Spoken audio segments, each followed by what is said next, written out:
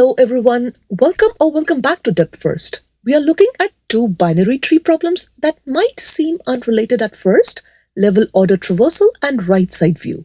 They actually ask for completely different outputs from a binary tree. Even though the outputs are different, the way we move through them is surprisingly similar. Let's start with the first problem. So the first problem says, given the root of a binary tree, return the level order traversal of its nodes values. Let's understand what that means with this example tree. At first level, we have 5. At second level, we have 3 and 8.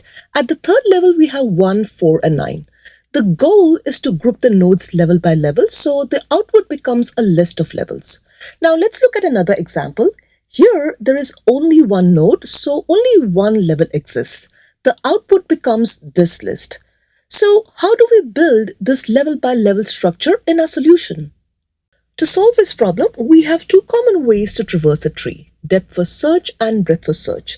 DFS goes deep first. It follows one path all the way down before backtracking, so it doesn't naturally process nodes level by level. So instead, we will use breadth first search. BFS traverses the tree level by level using a queue. The code shown here is the breadth first search algorithm. This is the classic breadth first search traversal template. It shows up in many tree and graph problems, including the two we are solving today. It is a really useful pattern to recognize. So first, let's run it on this binary tree. We start by pushing the root node 5 into the queue. While the queue is not empty, we pop the front node and add its value to the output. We then push its children 3 and 8 into the queue. Next, we process node 3 and push its children 1 and 4. Then we process node 8 and push its child 9. Finally, we are left with leaf nodes, which we pop one by one and add to the output. As you can see, the output becomes one continuous stream of values, and that's exactly what a standard breadth first search gives us. So now the question becomes, how do we separate that stream into individual levels?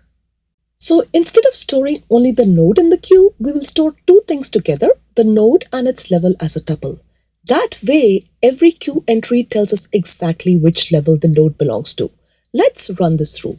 We'll start with the root, which has a level 0, and push it into the queue. Then we'll pop the first node and store its value in a dictionary under its level.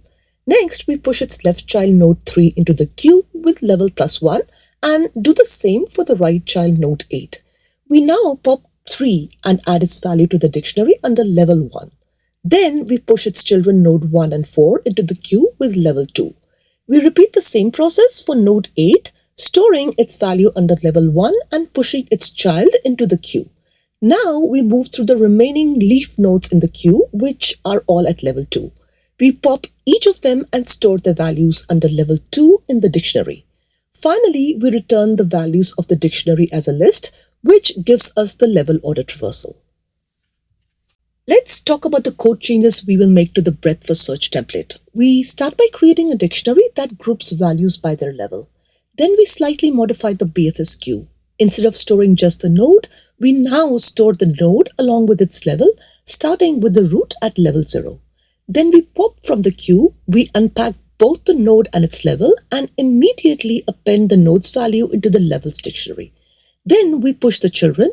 We keep the same pattern and pass along level +1 for both left and right child. And here we return the values of the dictionary as a list. Now let's slightly change the perspective. In the previous problem, we wanted every node at each level, but now imagine standing on the right side of the tree. Which nodes are actually visible? So what you actually see from the right side is 5, 8, and 9. Let's take another example. Now again, imagine standing on the right side.